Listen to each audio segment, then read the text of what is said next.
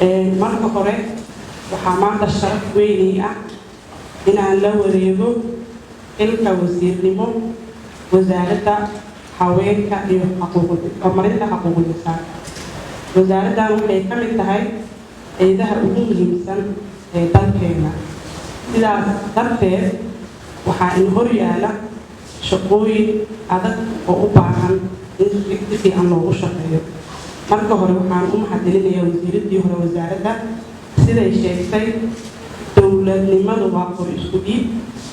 dadkii iyada ka horeeyay meel bay kasoo bilaabeen, meel bay keeneen, iyadana meel bay kasoo bilowday, meel bay keentay. maantana anigaa la wareegay iyadoo meel fiican joogto. anna waxaan rajaynayaa insha allahu biidnillahi alkariim qof iga dambeeyo oo aan xil ku wareejin doono inaan anigana jaranjaro anoo sii saaray kale inuu igala wareego. waxaan ku soo aadnay xilli waddankeenu uu doorasho galaayo oo ah xilli runteeda daruuftiisa iyo caqabadihiisa wato. waxaan u baahannahay inaan ka shaqeyno, aan u ololeyno dadka bulshada qeybaheeda kala duwan, aan hubino xuquuqda aadanaha.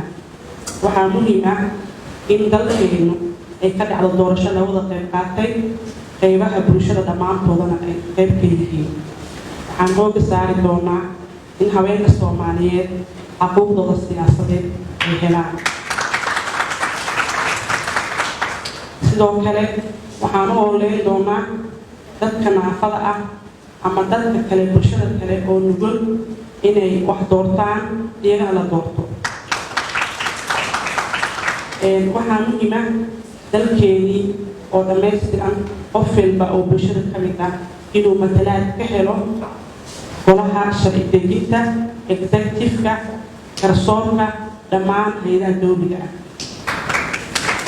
waxaa markaas muhiim ah inaan u ololeyno sidii bulshada oo dhammaystiran isku dooran lahayd, lagu dooran lahaa, waxna ku dooran lahaayeen.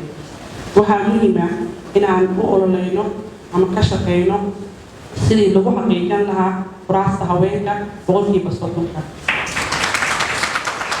xilligan adag iyo shaqooyinkaas tirada badan waxaan kaga gudbi karnaa dhammaan mas-uuliyiinta wasaaradda, dhammaan haweenka Soomaaliyeed, bulshada oo dhan in la wada shaqeeyo si kulligeena annagoo dhammaystiran aan uga gudubno xilliga doorasho waddankeena galaayo. waxaan wasiiradda wasaaradda ugu mahadcelinayaa shuruucda tirada badan iyada ka shaqaysay, qaarkoodna ay gudbeen, qaarkoodna weli process ku jiraan. waxaan insha allah biidnillahi alkariim intaan joogo ka shaqeyn doonaa dhammaan shuruucda dalkeena u muhiimka ah oo bulshada ka dhiman oo wasaaraddeeda horyaalo. sidoo kale waxaan ahmiyad gaar ah siin doonaa carruurta Soomaaliyeed dhammaantood insha allah. waxaan madaxda wasaaradda iyo dhammaan shaqaalaha wasaaradda ka codsanaya inay ila shaqeeyaan siday ula soo shaqeeyaan. anigana waxaan ballan qaadayaa in shaqada la daadejiyo from agaasimaha guud to agaasimo waaxyada dhammaan shaqaalaha wasaaradda si qof walba doorkiisa shaqo u qaato insha allah. aad ayaan ku mahadsantihiin wasiirdeeq. waan kaaga mahadcelinayaa wareejinta iyo sidaad u abaabusheen. waxaan kaloo kaaga mahadcelinayaa inaad meeshaad ka soo bilowday oo ahayd inaad baabuurta aalaha ku socotid inaad iga tegeynin inaan igu wareejiso dhammaan wixii wasaaradda yahay. anna waxaan ku dadaali doonaa wasiiradda iga dambeyn doonto inay insha allah anigoo at least improvement inay igala wareegto.